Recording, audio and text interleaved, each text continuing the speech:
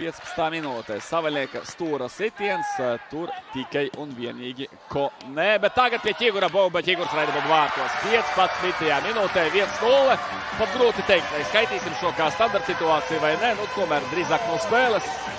Ļoti ātri Bauba tika atgādāta atpakaļ Daugavpiliešu soda laukumā un Ķigurs absolūti viens pats. Nu tur Daugavpilī jautājumi par spēli aizsardzībā.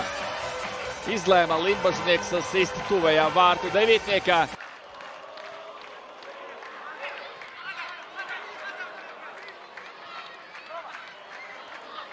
Vēl viens uzbrukums, spēcīgs sitiens kāds par golu. Ādams Markījevs.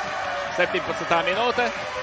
Nu, ir aizdomas, ka šovakar RFS centīsies priecēt līdzutējus ar skaistām darbībām, ar daudz gūtiem vārtiem. Redzam Lukas Silagāzes un arī Elvija Stugļa reakciju. Tāda tas nevar būt. Nē, tas var būt. Arī balta posargs izrādās var ielaist raķeti. Ķigurs. Odišārija.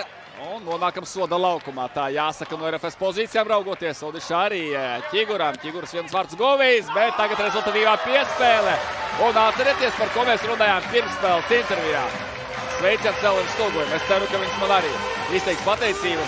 Pirmspēles intervijas vaicāja, vai Elvis Stugls ir gatavs tāpat kā Žiga Lipuščeks ieskriet soda laukumā, kad komanda spēlē pozicionālā uzbrukumā. Tāds jauns stils, mūsdienu futbols. Un Elvis Stugls patiešām to dara. Manuprāt, standarta situācija pirms tam nebija, nu vai nu jau ļoti sen, diezgan ilgu laiku organizēja šo uzbrukumu RFS komanda. Un rezervē tāpat Mikāze Nagasava, bet te lūdzu, un tas ir Mārcis Ošs. Stugls man ir parādā Mārcis Ošs arī gaidīšu kādu dāvanu. Pēc tam, kad viņi cerams būs nostījušo šo spēli ierakstā, bet 79. minūtē arī vēl viens centra aizsargs būs vārtus. Šoreiz gan klasiskākā stilā pēc standarta situācijas, pēc stūra sitiena. Ja Elvis Stugls ieskrēja soda laukumā mača laikā, tad Mārcis Ošs dažas minūtes pēc nākšanas laukumā panāk 5-0.